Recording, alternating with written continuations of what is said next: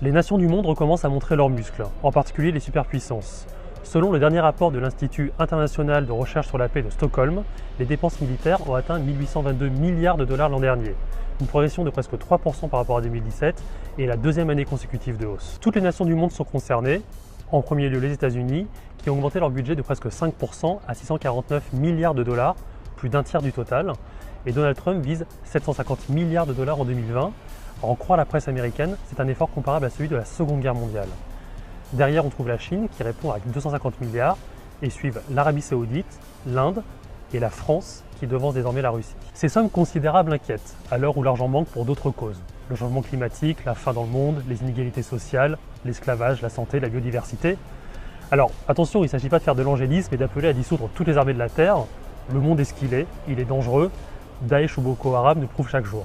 Mais en matière d'armes, il faut reconnaître que la planète est prise d'une vraie fièvre.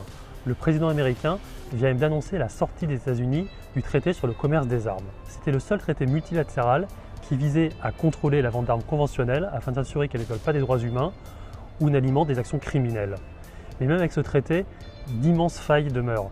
Preuve en est l'enquête de Disclose qui a révélé la présence d'armes françaises vendues entre autres à l'Arabie Saoudite et qu'on a retrouvées sur le terrain de la guerre civile au Yémen.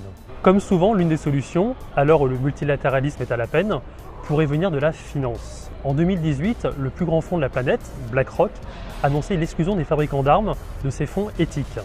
Et le 28 mai prochain, l'association, le réseau d'investisseurs Shareholders for Change, ira à l'Assemblée générale du fabricant d'armes allemand Rheinmetall pour dénoncer l'usage de ces bombes dans le conflit yéménite. Espérons que cet élan ne fera pas long feu.